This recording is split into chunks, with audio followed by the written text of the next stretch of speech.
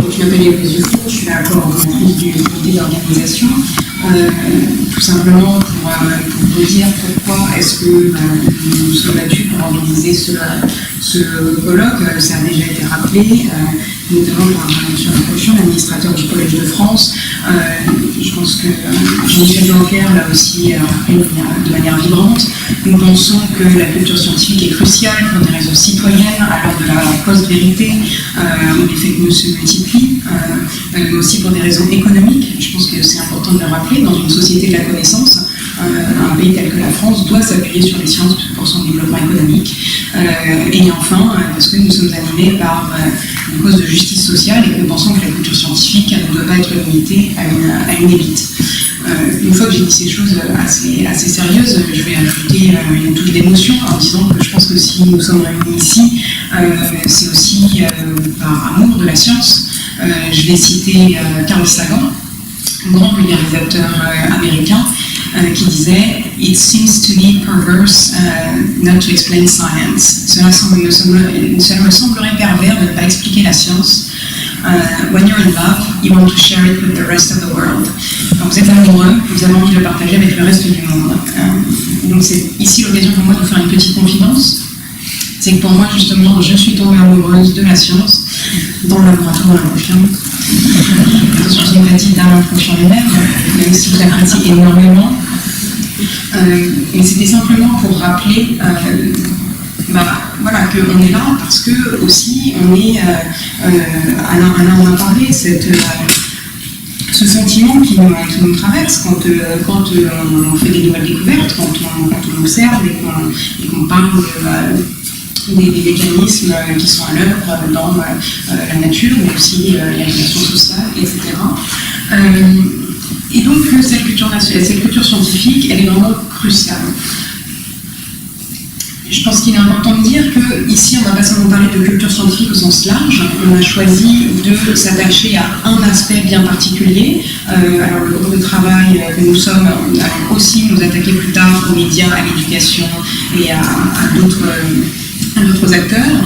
On a choisi de s'attacher tout d'abord à l'engagement des chercheurs et des personnels de recherche dans justement la diffusion de la culture scientifique. Parce que si la stratégie nationale de la culture scientifique a dressé un panel général des actions menées, les chercheurs qui sont au cœur n'ont pas fait l'objet d'une réflexion spécifique. Il nous semble que c'est le cas, et Denis Brossard, quand vous en parlerez, on va dire dans d'autres pays aujourd'hui, de réfléchir sur cet engagement.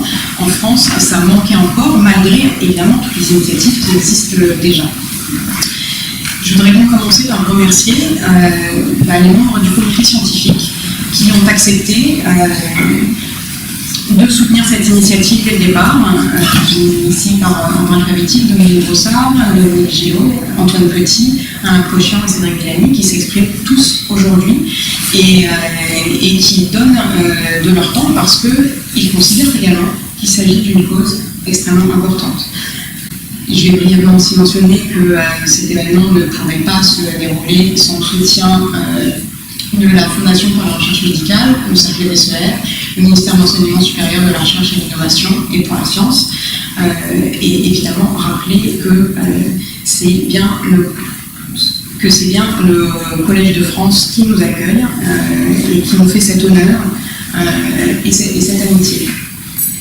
Je vais brièvement rappeler qu'on est ici dans une démarche de co-construction, donc dans les remerciements, je vais immédiatement tous vous inclure,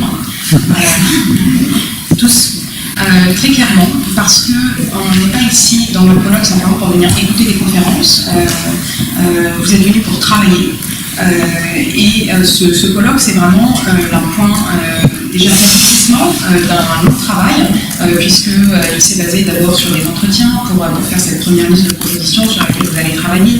Il s'appuie sur plus de 250 contributions qui ont été recueillies en ligne, et puis évidemment des réunions préparatoires à laquelle nombre des participants ici ont participé. Donc on ne part pas de rien pour faire ce travail aujourd'hui. Nous sommes très conscients du fait que dans cette semaine de rentrée, vous avez énormément d'autres choses à faire. Et donc de venir passer du temps ici pour essayer d'améliorer des propositions qui ont vocation à être très concrètes, pour être mises en œuvre, pour quelque part impulser un changement de culture, puisque en France, on est dans un pays où et je cite ici l'enquête de Pablo Jensen, les chercheurs français sont relativement peu engagés dans les questions de médiation scientifique par rapport à d'autres pays. 10% d'entre eux sont très engagés. C'est donc important que vous ayez pris ce temps de venir travailler sur ces propositions concrètes. Encore une fois, l'objectif étant qu'elles puissent être mises en œuvre. Je vais juste brièvement mentionner quelques précautions, puisqu'il est important de rappeler quelques points. Ils sont dans l'étude préparatoire qui vous a été distribuée, et je pense qu'il est important de les rappeler à l'oral. Quand on compte par culture scientifique, je pense qu'il y a deux choses à mentionner. On ne parle pas que des sciences, que des sciences dures, on parle aussi des sciences humaines, puisque on ne parle pas uniquement des connaissances, mais bien de tout ce qui est démarche scientifique et de l'ensemble des processus réflexifs qui sont vraiment une aide aussi à appréhender le monde en tant que citoyen. On parlait de l'enjeu citoyen et des fake news. Tous les processus qui sont à l'œuvre dans la démarche scientifique sont vraiment des outils conceptuels qui sont cruciaux pour appréhender le monde dans lequel nous vivons. La deuxième précaution, Jean-Michel Blanquer l'a mentionné déjà, donc je ne vais pas m'étendre dessus, mais c'est celle du scientisme. Encore une fois, promouvoir la culture scientifique, ce n'est pas promouvoir l'acceptation de toutes les applications de la science quelles qu'elles soient, mais c'est bien développer l'esprit critique de tous les élèves et donc de nos futurs concitoyens. Enfin, l'engagement des personnels de recherche est le premier thème que nous abordons. On ne voudrait pas qu'il puisse nous être fait le reproche de penser que ce doit être aux chercheurs de porter l'ensemble des actions de la diffusion de la culture scientifique, technique et industrielle. Ils sont au cœur, mais ils n'ont pas vocation, tous les chercheurs n'ont pas vocation à devenir des médiateurs professionnels. La vocation de médiateur scientifique a beau jour devant elle, et donc nous ne sommes pas dans cette optique-là. Et enfin, brièvement, qu'entend-on par engagement des chercheurs? C'est un terme qui est assez vague, puisque un chercheur engagé en médiation scientifique, ça peut aller de quelqu'un qui va donner une conférence à effectivement la co-construction d'un programme de recherche dans le cadre de sciences participatives. Et on a volontairement gardé ce terme assez flou et assez vague. Parce qu'on estime encore une fois qu'aujourd'hui, il y a l'engagement des chercheurs est un véritable levier sur lequel on peut travailler et que tous les chercheurs, tous les personnels de recherche ne sont pas forcément à l'aise dans les différents modes de médiation, d'engagement avec le public qui peut exister. Un nombre de propositions portent sur la formation, par exemple. Mais il nous a paru important évidemment, ne pas promouvoir les choses qui seraient contre-productives. Je pense que Dominique Bonsard va nous parler du déficit modèle. Mais tout simplement de garder cette définition ouverte et de ne pas être prescriptif. Enfin, pour terminer, je vais brièvement passer sur les points logistiques. Donc, vous l'avez reçu hier, dans le programme, vous avez donc une discussion d'atelier. Tout simplement, comment est-ce que ça fonctionne? Vous aurez chacun l'occasion de participer à la discussion sur 3 propositions. Donc, la première chose à faire sera de choisir les 3 propositions sur lesquelles vous souhaitez apporter votre expertise.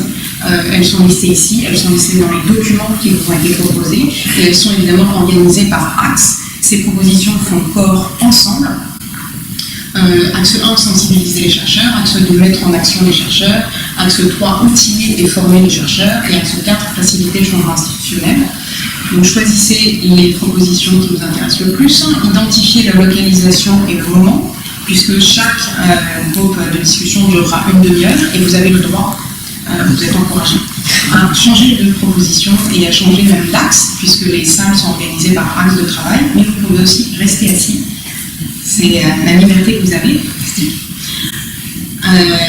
Et donc à la fin de la première demi-heure, au début en tout cas vous vous rendez directement dans la salle correspondante et puis dans cette salle il y aura l'idée, encore une fois, c'est de discuter des propositions très concrètes. Donc on n'est pas là pour se réjouir, on le fait quand même, mais on n'est pas uniquement là pour se réjouir du fait que nous sommes tous concernés par la culture scientifique, mais bien pour essayer de sortir des choses qui au final seront mettables en œuvre. Et c'est pour ça qu'on a structuré chaque proposition en un certain nombre de questions qui sont assez concrètes, puisque si on veut tous être d'accord qu'il faut diffuser la culture scientifique, si on fait des propositions précises, qu'est-ce que ça veut dire concrètement?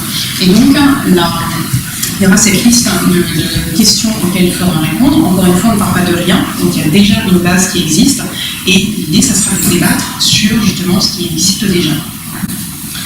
Avec donc un objectif, amender et enrichir ces propositions pour qu'elles puissent être mises en œuvre. Vous ne serez pas seul dans cette tâche, puisque vous serez accompagné dans chaque groupe de travail par des modérateurs extérieurs les plus importants, avec des profils variés, qui là aussi vous ont fait l'amitié de venir s'investir et donner de leur temps pour accompagner les débats, avec l'objectif évidemment que chacun puisse s'exprimer. Nous sommes ici une assemblée composée de profils relativement divers. On a aussi bien des instituts de recherche, des universités, que des acteurs de terrain, des représentants des musées. L'idée est de vraiment co-construire et de s'appuyer sur l'expertise de chacun. Et dans chaque groupe de travail, il y aura aussi une personne du comité d'organisation pour être la mémoire du travail précédent qui a été effectué. Quand le premier groupe de travail est terminé, vous pouvez donc changer pour une deuxième proposition à 16h et une troisième à 16h35. Et puis nous nous retrouvons après une pause café pour avoir une restitution justement des échanges qui se sont déroulés, nous imposer une nouvelle proposition, et puis évoquer les prochaines étapes. Que se passe-t-il à l'issue de ce colloque pendant lequel nous avons beaucoup travaillé? Que se passe-t-il à l'issue de cela, Hubert Reeves viendra nous parler de son propre engagement en tant que chercheur, et nous aurons une conclusion par Frédéric Vidal, la ministre de l'Enseignement supérieur, de la Recherche et de l'Innovation. Sur ce, je vais m'arrêter là en espérant vous avoir donné une vision assez claire des enjeux de cette journée et du déroulement logistique. Et je vais passer la parole aux autres membres du comité scientifique, d'abord Cédric Villani, qui aurait voulu être avec nous aujourd'hui, mais qui n'est pas finalement plus, donc il nous a envoyé lui aussi une